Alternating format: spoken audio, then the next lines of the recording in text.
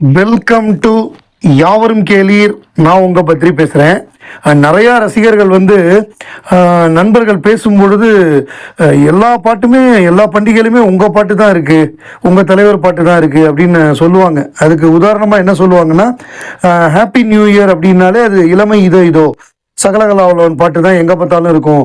பொங்கல்னா மகாநதி படத்துலேருந்து தை பொங்கலும் பொங்குது பாலும் பொங்குது கேட்டு சொல்லடியோ அந்த பாட்டு வரும் அப்படின்னு சொல்லுவாங்க. அது மட்டும் இல்லாமல் கிருஷ்ண ஜெயந்தி அப்படின்னு எடுத்துக்கிட்டோம்னா முகுந்தா முகுந்தா தசாவதாரம் படத்துலேருந்து, ராமநவமி எடுத்தோம்னா ராமன் கதை கேளுங்கள் சிப்பிக்குள் முத்து படத்துலேருந்து, அது ஒரு கதா காலட்சேபமாக நடக்கும். ஹோலி பண்டிகைன்னு எடுத்துக்கிட்டோம்னா அந்திமழை மேகம், அந்த ஹோலி பண்டிகைக்கு கலரை மற்றவங்க மேலே தூவி விளையாடுறதுன்னு. ஸோ அப்போ வேலுநாயக்கர் மேலேயே ஒரு சின்ன பையன் போட வருவான் கலரை, அந்த ஒரு காட்சி நல்லா திகிலாக இருக்கும். அவரும் சேர்ந்து ஜாலியாக ஓகேன்றுவார். அப்புறம் தசரான்னு எடுத்துக்கிட்டால் அதில் திலுபர் ஜானே சாங்கு கலைஞன் படத்துலேருந்து. ஸோ அதில் அந்த இதை வச்சு ஆடுறது தாண்டியானாலே அது அப்படி தான் ஆடுவாங்க. அதுக்கப்புறம் மாட்டு பொங்கலுக்கு கொம்புல பூவை சுற்றி அந்த பாட்டு ரொம்ப ஃபேமஸ் விருமாண்டிலேருந்து. இந்த மாதிரி நிறையா அந்தந்த பண்டிகைகளுக்கு. ஏன்னா கமல் உலகநாயகன் கமலஹாசன் ஏராளமான இந்த கதைக்களத்தில் நடிச்சிருக்காரு.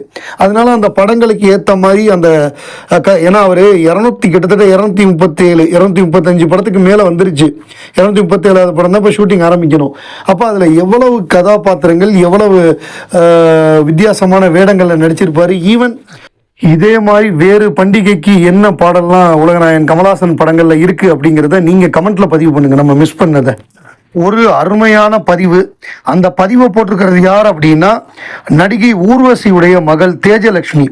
ஸோ தேஜலக்ஷ்மி என்ன பதிவு போட்டிருக்காங்கன்னா, 2001ஆம் ஆண்டு உலகநாயகன் கமலஹாசன் என்னை ஒரு குழந்தையா, சின்ன குழந்தை கை குழந்தையா என்னை கையில் தூக்கிட்டு போனார். அந்த காலகட்டம் அது எனக்கு விவரம் தெரியாது, பட் அம்மா சொல்லி எனக்கு தெரியும். அதுலேருந்து ஆரம்பித்து 2026 அவரை மீட் பண்ணக்கூடிய ஒரு வாய்ப்பு, லைஃபுங்கிறது ஒரு ஃபுல் சர்க்கிளாக வந்திருக்குன்னு ரொம்ப ஒரு எமோஷ்னலான ஒரு பதிவு போட்டிருக்காங்க. ஸோ அது இப்போ அந்த பதிவை பார்க்கும் பொழுதே நமக்கும் எமோஷ்னலாக இருக்குது. அதாவது 2001 குழந்தையாக இருந்தாங்க. அப்போ பஞ்சதந்திரம் ஷூட்டிங் நடந்த பொழுது ஜெயராமுக்கு ஜோடியாக Urvashi நடித்தாங்க.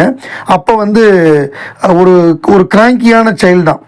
Most of the time அவங்க ஷூட்டிங் கூட்டி போயிடுவாங்க. கமல் சார் அவங்கள தூக்கிட்டு போவாங்களாம் செட்டில். அவங்கள ஏதாவது ஜாலியாக சிரிக்க வச்சு அவங்களுக்கு ஸ்நாக் கொடுத்து அவங்கள அழாமல் பார்த்துக்கிறது அப்படிங்கிறது கமலஹாசன் அவர்களோட வேலையாக இருந்து தான். So I have had and known all my life even though I don't remember. எனக்கு அது ஞாபகம் இல்லை. ஏன்னா நான் ரொம்ப ரொம்ப சின்ன குழந்தை, ஏதாவது 1 வயசு 2 வயசு அப்படி இருந்ததுனால தெரில. அதுக்கப்புறம் SIMA 2025 I am sitting next to my mother and right beside her is Kamal sir. While she was also busy going up on the stage, she kind of forgot to introduce me to him, and every other minute I would sneak a look at him, mentally preparing him. I would go and say hi.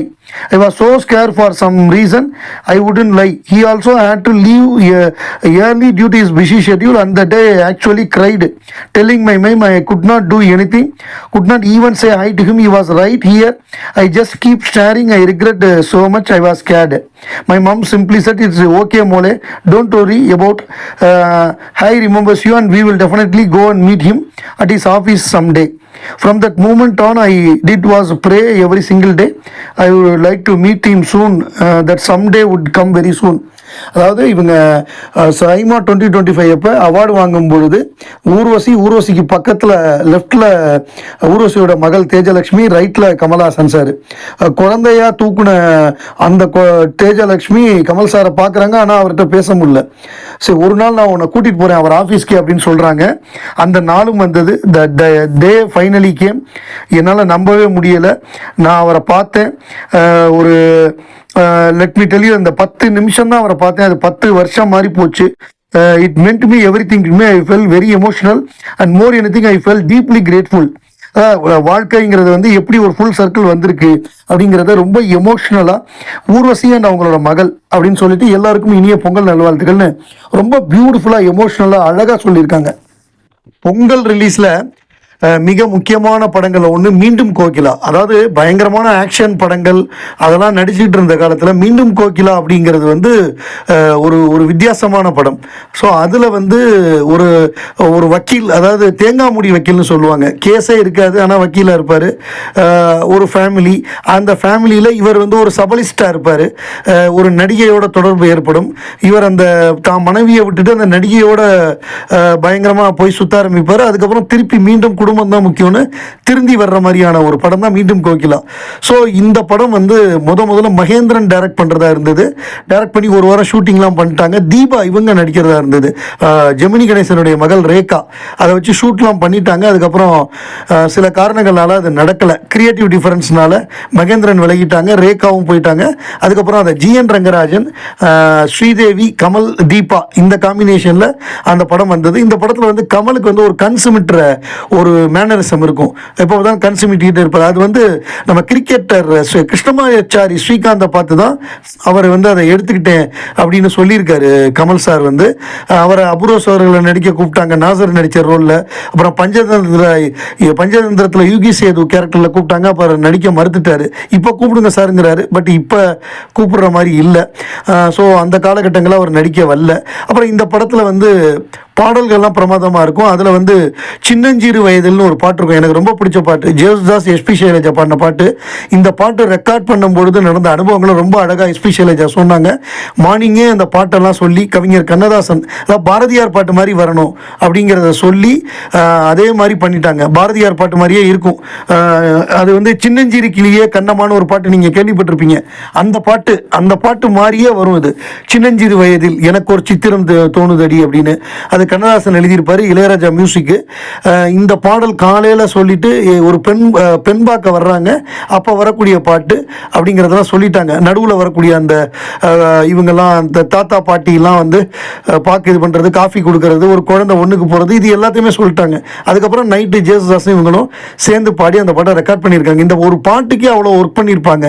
அப்போ அந்த ஒரு முழு படத்துக்கு எவ்வளோ homework பண்ணி work பண்ணியிருப்பாங்க அப்படிங்கிறத நம்மளால் புரிஞ்சுக்க முடியுது. அதனால தான் அந்த படம் அவ்வளோ வெற்றி பெற்றது. நீங்கள் மீண்டும் கோகிலா எத்தனை தடவை வேணாலும் பார்க்கலாம். அந்த ஸ்க்ரீன் பிளே அப்படி இருக்கும், போர் அடிக்காது. ரொம்ப ஜாலியாக போகும் அந்த சினிமா ஷூட்டிங்கு, அங்கே நடக்கக்கூடிய விஷயங்கள். அதில் வந்து இவருக்கு அந்த என்ன சொல்கிறது, யானை மாலை போடுற மாதிரி அந்த பெண் தூக்கி போடுவா, இவர் கழுத்தில் விழுந்துடும். அதுக்கப்புறம் தான் அவருக்கு அந்த சபலமே வரும். ஸோ அதை வச்சு ரொம்ப அழகாக கிளைமேக்ஸ் வரைய ஸ்க்ரீன் பிளே சூப்பராக பண்ணியிருப்பார் ஜிஎன் ரங்கராஜன். கமலோட இன்புட்டும் நிறையா உண்டு. படம் மிகப்பெரிய வெற்றி பெற்றது. ஒரு வித்தியாசமான படம் மீண்டும் கோகிலா. பொங்கலில் வந்து பிளாக் பஸ்டர் ஆனது. ஒரு நடிகர்களுடைய தீவிர ரசிகர்களே அவங்கள வந்து அட்டாக் பண்ணுறது அப்படிங்கிறது வந்து ரொம்ப ரேராக தான் நடக்கும். அதை இப்போ நம்ம நேற்று பார்க்க முடிஞ்சது. 2 விஷயங்கள். ஒன்று வந்து நடிகர் அஜித்குமார், அவர் சினிமாவில் நடித்த காலங்களில் படத்தோட ப்ரொமோஷனுக்கு வரமாட்டார், எந்த விளம்பரமும் பண்ண மாட்டார். அவர்கிட்ட கேட்டால் ஒரு படம் அதோட விளம்பரத்தை அதுவே தேடிக்கும், a movie will take is promotion அப்படிங்கிற மாதிரி அவர் ஒரு சொல்லுவார். அதுவே அதோட ப்ரொமோஷனை தேடிக்கும் அப்படின்னு. அதை வந்து நிறைய பேர் வந்து சொல்லுவாங்க. பாருங்க, அஜித் எந்த ப்ரொமோஷனுக்கு வரமாட்டார் அப்படின்லாம், எந்த ஆட்லையும் நடிக்க மாட்டார் அப்படின்லாம். இப்போ அவர் கேம்போ கோலா ஆடில் நடிச்சிருக்காரு. அதை அவரது ரசிகர்களே போட்டு அடின்னு அடிக்கிறாங்க. கண்ணா புண்ணான்னு, அதாவது நம்ம வார்த்தைகளில் சொல்ல முடியாத அளவுக்கு பயங்கரமான ட்ரோலிங் நடக்குது, அபியூஸ் நடக்குது. ஸோ அந்த ஒரு இது அவர் ரசிகர்களே அவரை அட்டாக் பண்ணுறாங்க. வேறு மற்றவங்க பண்ணுறதை விட அஜித் ரசிகர்களே அஜித் அட்டாக் பண்ணுறாங்கங்கிறது நடக்குது. இன்னொன்று வந்து விஜய் வந்து இப்போ என்னென்னா, ஒன்று அரசியலில் ஏதாவது ஒன்று பண்ணணும், ஒன்றும் பண்ணலை. படம் ரிலீஸுக்கு ஏதாவது பண்ணணும், அதுவும் பண்ணலை. ரெண்டும் இல்லாமல் அவர் சிபிஐ இது விசாரணைக்கு போயிட்டு வந்துட்டு பொங்கலுக்காக எனக்கு இந்த தடவை விலக்கு வேணும்னு கேட்டு அடுத்த நாள் விசாரணை இல்லாமல் வந்துட்டார். இங்கே வந்துட்டு பொங்கலா தமிழ் புத்தாண்டா அப்படிங்கிற குழப்பம் அவருக்கு. தமிழ் புத்தாண்டுன்னு வாழ்த்து போட்டிருக்காரு. அதாவது சில பேர் வந்து தையொன்னா தமிழ் புத்தாண்டுன்னு சொல்கிறவங்களும் உண்டு. ஸோ அந்த தமிழ் தேசியம் பேசுகிறவங்கெல்லாம் அப்படி போடுவாங்க. ஆனால் கலைஞரும் அப்படி சொல்லி அதை ஜெயலலிதா அவர்கள் சிஎம்மாக இருக்கும் பொழுது அதை அவங்க ஒத்துக்கலை. அதை வந்து கேன்சல் பண்ணி அவங்க ஒரு ஜிஓ போட்டாங்க. இவர் வந்து தமிழ் புத்தாண்டுன்னு போட்டோன்னே அதுக்கு வேற போட்டு ஏகப்பட்ட பேர் அடின்னு அடிக்கிறாங்க. ப்ளஸ் அவர் கொக்கோ கோலா ஆடு நடித்தது எல்லாம் சேர்த்து ஒரு மாதிரியாக அந்த கதாநாயகர்களுடைய ரசிகர்களே அட்டாக் பண்ணுற மாதிரி போயிட்டு இருக்கு.